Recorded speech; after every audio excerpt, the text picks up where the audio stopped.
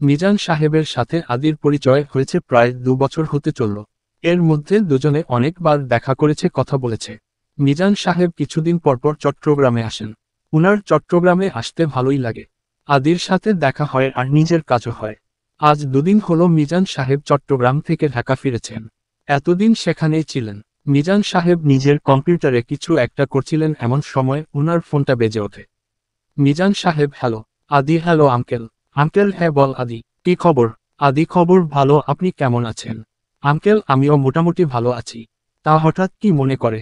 তুমি তো কখনো নিজে থেকে কল দাও না। আদি: আঙ্কেল, আপনার একটা সাহায্য আমার প্রয়োজন। আঙ্কেল: কি? সত্যি? আমি ঠিক শুনছি তো? আদি: হুম আঙ্কেল। আঙ্কেল: তা বলো, তোমার আঙ্কেল তোমাকে কিভাবে সাহায্য করতে পারে? আদি: আঙ্কেল, আমায় একটা বিশেষ কাজে ঢাকা আসতে হবে। আঙ্কেল: ও, সে তো ভালো কথা। কিন্তু তুমি না বললে তুমি জীবনে কোনোদিন ঢাকা আসতে চাও না। আদি: বলেছিলাম, কিন্তু এখন যেতে হবে। আঙ্কেল: আচ্ছা এসো। তা আমি কি সাহায্য করব? আদি: আপনাকে করতে হবে। আমাকে একটা বাড়িতে ভাড়া থাকার ব্যবস্থা করতে হবে। আঙ্কেল: হাহাহা, কি বলছো তুমি? এটা কোনো সাহায্য হলো? তুমি আমার বাসায় থাকবে? মিজান সাহেব কথাটা বলে আদির উত্তরের আশা না করেই বলতে থাকেন আন্ডারস্কোর। আঙ্কেল: আচ্ছা, তুমি তো অফিসের কাজে আসছো। আদি: হুম। আঙ্কেল: তাহলে ভাড়া বাসা কেন খুঁজ? আদি: আঙ্কেল, আগে আমার পুরো কথাটা তো শুনে নিন। আঙ্কেল: বল। আদি: আঙ্কেল, আমি আমাদের বাড়িতে 2 মাসের জন্য ভাড়া নিতে চাই। আঙ্কেল: তোমাদের বাড়িতে? আদি: হুম। আঙ্কেল, কেন বল তো? আদি: আঙ্কেল, প্রয়োজন আছে। আঙ্কেল: ও, আমাকে বলা যাবে না তাই তো? আদি: তেমন বিষয় না। আঙ্কেল তাহলে? আদি: আসলে আঙ্কেল হয়েছে কি আন্ডারস্কোর। তারপর আদি পুরো ঘটনা খুললে বলে।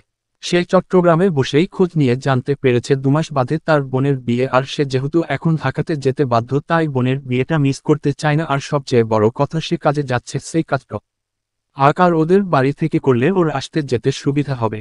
সব শুনে মিজান সাহেব বলেন আন্ডারস্কোর: আঙ্কেল, এই ব্যাপার? আদি: হুম আঙ্কেল। আঙ্কেল, ডন কিওয়ারি, আমি সব ব্যবস্থা করে দেব।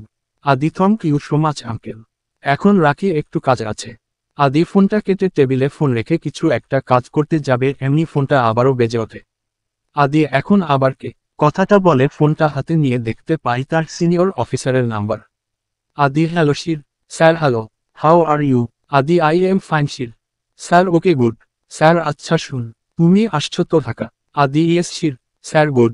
এখানে তোমার থাকা খাওয়া সব ব্যবস্থা করে রাখছি। আদি: স্যার? স্যার: হুম বল। আদি: আমার জন্য আপনাকে কিছু করতে হবে না। স্যার মানে? আদি: আমি ব্যবস্থা করে রাখছি স্যার। তারপর আদি তার স্যারকে সব কিছু খুলে বলে। 3 দিন পর আদি চট্টগ্রাম ছেড়ে ঢাকার কাপথে পাড়ি জমায়, আর তারপর কি হলো তা তো আমাদের সকলের জানা। মিজান সাহেব এতক্ষণ একনাগাড়ে কথাগুলো বলে গেছেন, আর উপস্থিত সবাই তা শুনছে। ভাইয়া: আচ্ছা আঙ্কেল, আপনি কেন এত বড় সত্যিটা আমাদের থেকে লুকিয়ে রাখলেন? মিজান সাহেব: আশরাফ, আমি বলতে চেয়েছিলাম, কিন্তু আদিব বারণ করে রেখেছে। ভাইয়া: আদি বারণ করলো আর আপনিও আমাদের থেকে লুকিয়ে রাখতে পারলেন? মাহ, যা হওয়ার তো হয়ে গেছে, আসো এখন, আর রাগ দেখিয়ে কি লাভ বল? বাবা: হুম, তোর মা ঠিকই বলেছে, এখন এসব বাদ দে। মিজান সাহেব: আর সবচেয়ে বড় কথা হলো আদি তো সিক্রেট মিশনে আছে। আমি কি করে বলি বলতো?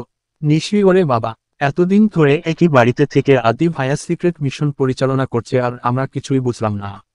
নিশির মুখে হঠাৎ এই কথা শুনে সবাই অবাক হয়ে ওর দিকে তাকায়। এর মধ্যে থাকা অনেকেই আবার ওর কথাটাকে যুক্তিসঙ্গত মনে করে মাথা দোলায়। নিশি: অবশ্য আমি প্রথম থেকে একা নেছিলাম না, যদি থাকতাম তাহলে আরো আগেই বুঝে যেতাম। সুজন: হুম, বুঝতেন তো? আপনি তো এখনই বুঝে গেছেন। ইয়া, বড় বড় গুন্ডা আপনাদের বাড়িতে বসে আছে। কি সুন্দর বুঝলেন আপনি। নিশি: নিশি কিছু বলতে যাবে তার আগেই ওর বাবা ওকে থামিয়ে দেই। সুজন: আপনারা তো এটাও জানতেন না যে আরো আগে থেকে আরেকজন আপনাদের বাড়িতে থেকে এই কাজে জড়িত? ভাবি: মানে সুজন: আমি আপনাদের বাড়ির পুলিশ অফিসারের কথা বলছি। ভাবি: ও। সুজন: আপনাদের মেয়ে একজন পুলিশ অফিসার, আপনারা সেটাই জানতেন না? খোঁজ রাখেননি? আপনারা খোঁজটা রাখেন, কি বলবেন? সুজন একাই বকবক করে যাচ্ছে, ওর কথার উত্তর কেউ দিচ্ছে, সবাই চুপচাপ দাঁড়িয়ে আছে। আন্ডারস্কোর: আসলে কারো বলার কিছুই নেই। ছেলেটা যা বলছে সব ঠিক বলছে। তাদের কথার মাঝখানেই ডক্টর আদির কেবিনে ঢুকে যায় এবং কিছুক্ষণ বাদে বেরিয়ে আসে। মা: ডক্টর, কি অবস্থা আমার ছেলের? ডাক্তার: দেখুন, অবস্থা আগের মতোই। 24 আওয়ার্স না যাওয়া পর্যন্ত কিছু বলা যাচ্ছে না, বলে ডাক্তার এখান থেকে চলে গেলেন। সুজন: আপনারা তো এখানে থাকবেন বলেই মনে হয়, তাই না? থাকুন, আদির জ্ঞান ফিরলে আমাদের ইনফর্ম করে দিবেন। আমরা বেরুলাম বলে সে বাকিদের ইশারা করে এগুতে বলে নিজেই আবার পিছিয়ে গেল আন্ডারস্কোর। সুজন রাতুল। রাতুল ইয়েস শির। সুজন তুমি বরং হাসপাতালের থেকে যাও। রাতুল ওকে শির। সুজন চারিদিকে খেয়াল রেখ। রাতুল ওকে শির। ডন কি ওয়ারি, আমি আছি, সবটা দেখে নিব। সুজন অল দি বেস্ট বলে বাকি তিনজনকে বেরুতে বলল। হাসপাতালের সবাই ওদের যাওয়ার দিকে কিছুক্ষণ তাকিয়ে রইল। ওরা চারজন হাসপাতালের বাইরে এসে নিজেদের বাইকগুলো বের করে নেয় আন্ডারস্কোর। অগ্নি স্যার, এখন আমরা কোথায় যাব? সুজন অফিসে। নির্ভ অফিসে। সুজন হুম। আশ স্যার, এখন যদি চৌধুরী সবটা জেনে যায় কি হবে?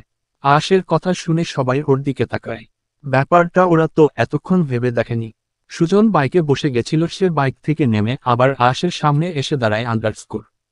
সুজন, তোমার কি মনে হয় আশ? আমরা হসপিটালে ওপেনলি সবার সামনে সবটা বলে দিলাম, আর এই খবরটা চৌধুরীর এখনো জানার বাকি রয়ে গেছে। সুজনের কথা শুনে সবাই অবাক হয়ে যায়।